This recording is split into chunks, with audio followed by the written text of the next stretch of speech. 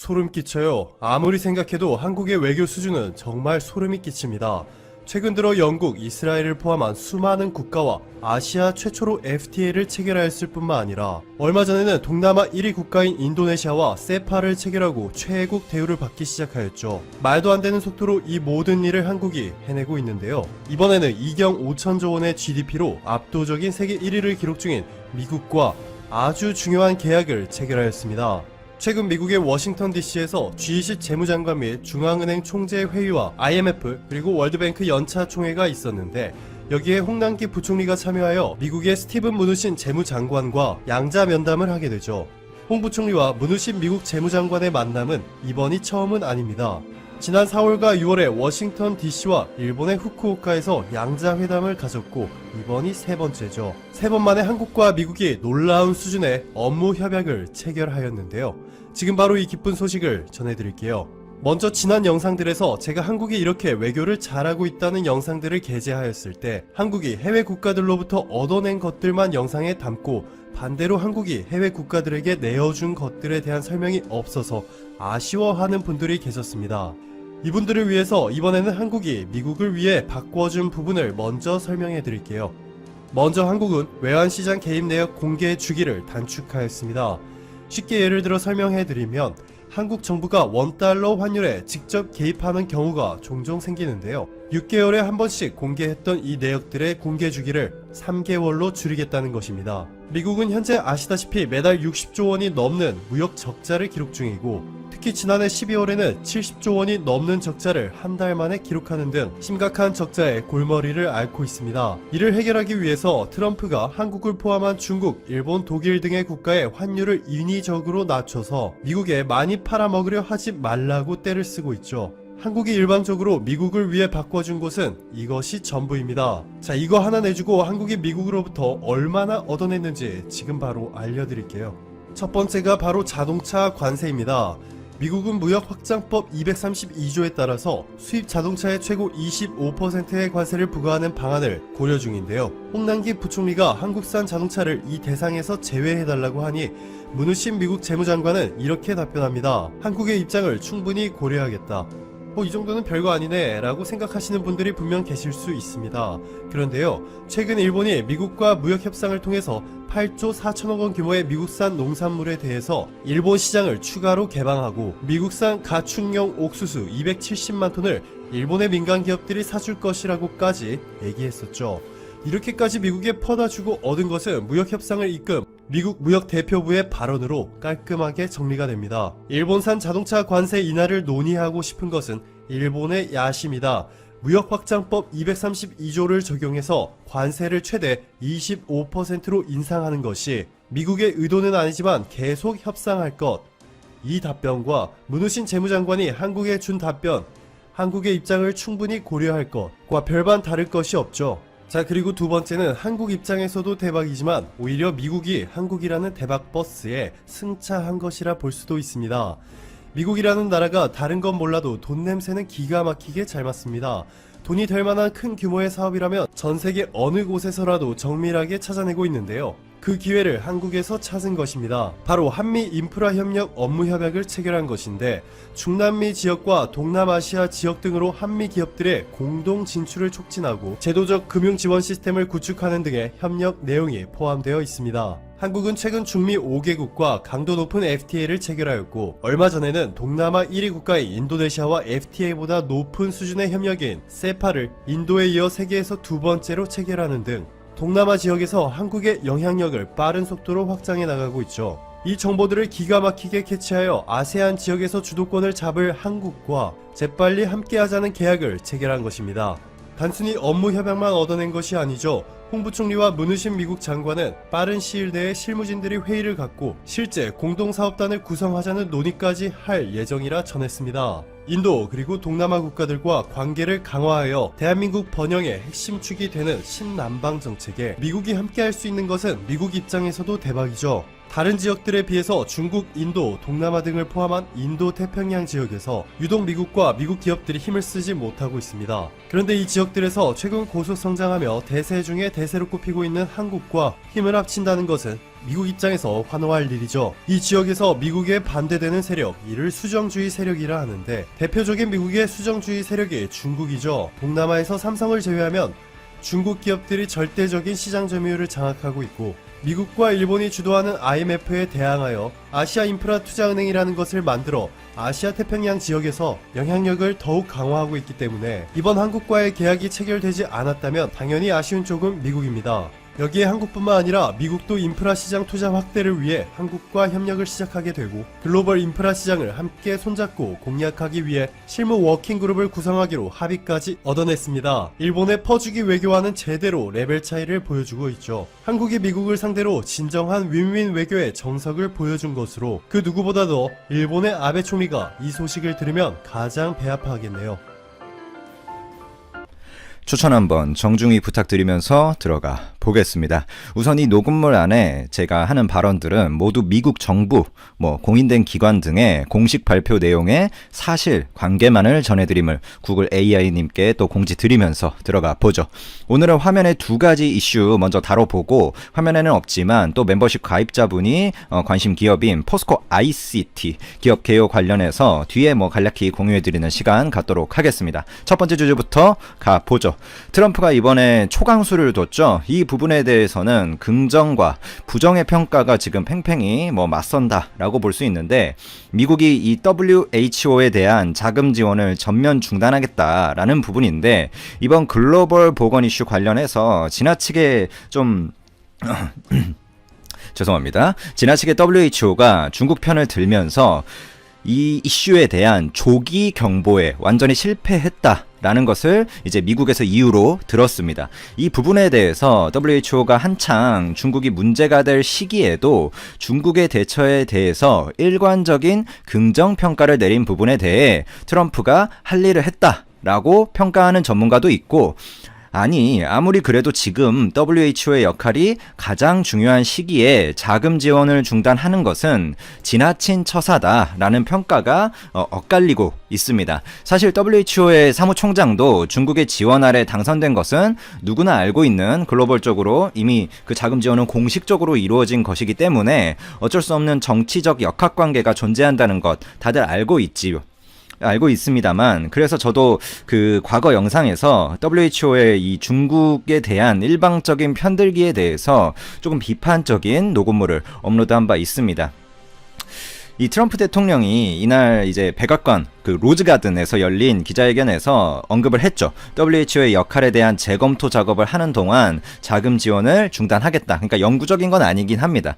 그러면서 언급한 게 뭐냐? 그러면 트럼프 대통령의 발언을 그대로 이제 옮겨드리면 WHO는 기본적인 의무 이행에 실패했고 이에 관해서 책임을 져야 된다. 그들의 실수로 수많은 이제 피해가 발생했다라고 트럼프 대통령이 언급을 했습니다. 이게 오늘 처음 나온 이야기는 아니고요. 지난 7일 WHO에 대한 자금 지원 중단에 대해서 언급을 먼저 했었죠. WHO가 미국이 이제 2월 초에 외국인 입국 제한 조치, 중국발 외국인 입국 제한 조치를 좀 WHO가 비판을 엄청 했었는데 당시에 WHO가 너무 중국 중심적이다라고 언급을 했었었죠. 그때 다음날, 그러니까 트럼프 대통령이 너무 중국 중심적이다라고 말한 다음날에 테워드로스 아드하놈 거브러이어수스 좀 길죠. 아무튼 WHO 사무총장이 더 많은 이제 뭔가 피해를 원치 않는다면 정치 쟁점화하지 말라라면서 정면적으로 트럼프 대통령을 비판했습니다. 하지만 트럼프 대통령이 그때 또 이제 언급을 한 게 중국이 한 4,200만 달러 정도 지금 내고 있고 미국은 한 4억 5천만 달러를 내는데 지금 너무 다 중국 위주로 굴러가는 게 아니냐. 이 저변엔 당연히 이제 사무총장에 대한 어떤 중국의 지원, 그 사무총장 출신 국가에 대한 지원에 대해서 불만을 품고 있는 거죠. 이게 이제 실행이 되면 당장 타격은 당연히 있겠죠. WHO한테.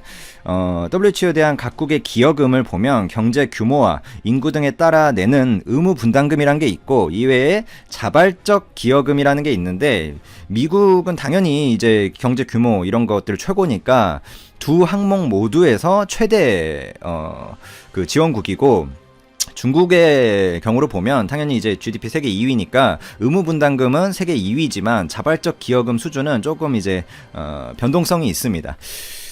뭐 그것을 평균적으로 내면 미국이 내는 돈이 중국의 10배다. 뭐 이렇게 이제 미국에서는 평가를 하곤 하더라고요.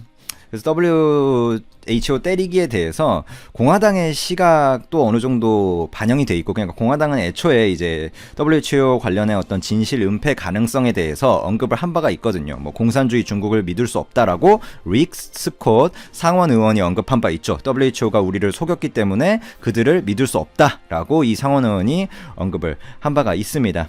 요거에 대해서 뭐 트럼프 대통령이 이슈를 바깥으로 돌리려고 그런다, 정치적인 어떤 이슈를 뭐 그렇게 평가하는 사람도 있고, 시원하게 해줬다, 뭔가 잘못한 건 책임을 져야지, 뭐 요렇게 언급을 하는 사람들도 있고요.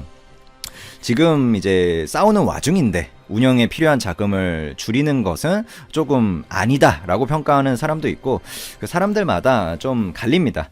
이에 대해서 제가 뭐 대표적인 언급만 전해드리면, 대표적으로 이제 세계적인 인플루언서라고 해야 될까요? 이제 부자 중에 한 명인 빌 게이츠는 강력하게 또 비판을 했죠. 지금과 같은 세계 보건위기 동안 WHO 자금 지원을 중단한다는 것은 위험한 발언이다 라고 빌 게이츠는 트럼프를 강하게 비판했습니다. 물론 저도 이제 WHO의 지금까지의 행태에는 굉장히 비판적이고, 중국 편향적인 상황에 대해서 뭐 제가 영상 녹음물을 통해서도 아주 강력하게 비난한 바가 있지만, 저는 그렇게 생각을 해요. 지금 WHO를 대체할 기관이 있는가? 그러니까 WHO가 똑바로 못하고 뭔가 잘못된 정치적인 편향이 존재한다 하더라도 지금 이런 위기 상황에서 WHO가 없어져야 그럼 맞는가? 자금 이제 운영에 문제가 생겨야 맞는가라는 부분에 대해서는 의문이 있고, 물론 근데 책임은 져야겠죠. 그러니까 이번 글로벌 보건 이슈가 조금 지나고 나서 이제 책임을 어느 정도 묻는 것도 뭐 늦지 않을 것이라 개인적인 의견 간단히 코멘트하면서 두 번째 주제로 넘어가 보겠습니다. 두 번째 주제는 이제 애플에 관한 이야기죠. 사실 화웨이는 이제 구글 모바일 서비스도 못 쓰게 되면서 중국 외 지역에서는 빠르게 추락하고 있는, 점유율이 추락하고 있는 상황이라 실제로 데이터가 이제 증명을 해주고 있죠. 그래서 글로벌 모바일 시장이라 함은 이제 애플과 삼성으로 양분되고 있습니다. 심지어는 이제 1분기 때는 샤오미가 화웨이를 추월하고 올라오기도 했었죠. 즉 이제 근데 샤오미랑 이제 애플, 삼성과 비교하긴 조금 아직 무리가 크고, 화웨이는 이제 좀 더 어떤 이제 GMS에 대한 이슈를 좀 더 지켜봐야 될 것 같고, 결국에 애플의 이야기가 곧 삼성의 이야기다라고 할 만큼 양강 체제가 굳어지고 있는데, 애플의 주요 공급망이 아무래도 중국에 있어서 아이폰에 대한 신제품 출시가 조금 늦어질 것이다. 물론 상황이 이제 중국에서 많이 나아졌지만 그래도 출시가 늦어지는 공급망 이슈에 대해서는 불가피하다라는 전문가들의 의견이 맞습니다. 맞습니다가 아니라 많습니다. 그래서 지금 주요 국가가 이동 제한 사태가 많이 이루어지고 있고 보수적인 소비 기조가 이어지고 있기 때문에 신제품 출시를 바로 가기에는 뭔가 무리가 있지 않을까. 그래서 아이폰 SE 2020에 대한 출시 예상일이 이제 계속 지연이 되고 있어요, 실제로.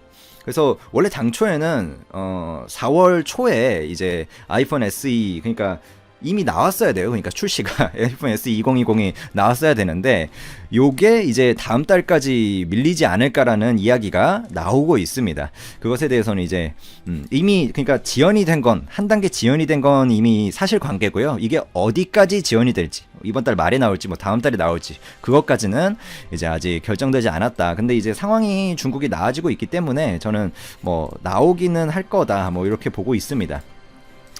그리고 애플에 대해서는 충성도, 그게 로열티에 관한 이야기가 있기 때문에, 즉 애플이 타격을 많이 입고 있긴 하지만 뭐 실제로 미국 지금 나스닥 그 주가를 보시면 애플 주가가 반등을 세게 하고 있거든요. 뭐 넷플릭스나 예를 들자면 AMD나 이런 이번 이슈로 인해서 타격을 받지 않는 기업들, 넷플릭스는 오히려 사람들이 집에서 넷플릭스 보니까 수혜라고도 볼 수 있거든요. 지금과 같은 상황에서 그런 기업들이 신고가 경신하는 건 당연한 건데, 애플의 아이폰은 어떻게 보면 이제 컨슈머, 그러니까 B2C이기 때문에 타격이 실제로 있거든요. 실제로 매장이 엄청 폐쇄를 하고, 근데도 주가가 반등한다. 이것은 결국엔 로열티다. 그러니까 애플의 아이폰을 사랑하는 분들은 시간이 지나도 결국에 애플 걸 사지, 뭔가 공급 이슈가 있고 지금 당장 뭔가 가게에 가가지고 구매할 마음이 안 들더라도 갑자기 삼성? 뭐 화웨이, 샤오미 이렇게 갈아타진 않는다라고 많은 스마트머니들이 생각하지 않나 이렇게 보고 있습니다. 자, 업계에서는 결국에 이런 상황이 진정되지 않으면 좀 더 뭔가 지연이 있을 거다라고 보고 있는데, 저는 뭐 지연은 확실하다. 그로 인해서 어느 정도 삼성전자와 이제 뭐 LG까지 갈지 모르겠지만 이 삼성전자에 대해서 어느 정도 반사 이익이 실제로 있을 거다라고 보고 있고요. 그렇지만 그게 일시적이고 단기적이다라고 판단하고 있습니다. 결국에 로열티에 관한 이슈가 있기 때문에 뭐 요 정도로 간단히 정리하면 될 것 같아요. 이것은 뭐 펀더멘털적인 이슈는 아니고요. 마지막으로 이 멤버십 가입자분이 관심 기업인 포스코 ICT에 관한 기업 개요만 간단히 한번 공유드려 보겠습니다. 이 주식, 주가랑은 관계없는 기업에 대한 이야기임을 먼저 알려드리고요. 포스코 ICT의 이 펀더멘털적인 측면은 나쁘지 않다라고 보는 게 합리적입니다. 이게 아무래도 포스코 계열사 사업을 받아서 하는 기업이다 보니기 때문에 어떤 갑자기 수주가 변동이 크게 있다던가 뭐 고객사가 갑자기 그러니까 포스코가 철강 지금 제철소를 만약에 스마트 팩토리화 시키는데 포스코 ICT를 안 시키고 갑자기 삼성 계열사를 시킨다던가 이런 경우는 없기 때문에 펀더멘털의 훼손이 나쁘진 않다라고 보는 게 일단 합리적이고요. 결국에 포스코의 이제 철강 수요나 캐펙스에 연동하겠죠. 이번 사태 이후에 글로벌 사태 이후에 어떤 비대면 원격 수요가 증가하고 있기 때문에 클라우드 보안 쪽에서도 이게 포스코 ICT가 내수에 있어서는 어느 정도 강점이 있기 때문에 솔루션 수요가 어느 정도 탄탄하게 가고 있다. 그리고 점진적 증가 추세에 있다라고 보시면 됩니다. 그러니까 스마트 팩토리나 SOC 같은 분야에서 계열사 수주가 계속 실적 가시성이 있기 때문에 지금과 같은 어떤 실적이 급격히 하락하는 기업들이 많은 상황에서는 나쁘지 않은 상황이죠. 결국에 핵심 경쟁력이 세계 최초 연속 공정이라고 불리는 포스프레임에 있는 거죠. 결국 포스코 이 ICT는 포스코와 떼어놓을 수 없는데, 포스코 그룹 자체가 철강 제품을 생산하는 효율성 관련해서 2022년까지 제철소 전체 공정의 스마트 팩토리를 확대 적용할 계획을 가지고 있다는 점은 일단 실적 가시성 측면에서 긍정적이고요. 하지만 이 대형 SOC 분야에 대한 수주가 결국에 건설 경기와 연동을 하는데 그쪽이 좀 위축되고 있다는 점은 좀 부정적이고, 그리고 한 가지 제가 이 기업을 평가할 때는 내수 비중에 대해서 높은 기업은 그다지 이제 확장성에 크게 긍정적인 평가를 못 내리잖아요. 그래서 절대적인 내수 비중이 얘네가 한 90% 정도 될 거예요. 그러면 좀 절대적인 내수 위주 회사다 라는 점도 매력을 감소시키는 점이 있다라고 종합적으로 볼 수 있을 것 같습니다. 결국 이 회사를 말할 때는 포스코 계열사에 대한 스마트 팩토리 물량, 즉 포스코 계열사의 캐펙스 물량에 대한 가시적인 예측이 만약에 그쪽 업계에 있으시다거나 해가지고 가능하신 분들이라면 이 회사의 미래를 좀 더 명확히 볼 수 있다라는 부분이 있고, 다음으로 이 회사가 한국 매출이 절대적인데 그 다음으로 높은 곳이 동남아거든요. 동남아에서의 이 어떤 ICT 수요가 스마트 팩토리가 될 수도 있고 건설 쪽이 될 수도 있고, 그 수주가 꾸준히 일단 2018년 대비 19년은 증가를 했어요. 근데 꾸준히 이쪽의 가시성이 증가를 해준다면 새로운 성장 모멘텀이 있을 수 있다. 그러니까 결국에 기업이 계속 커나가려면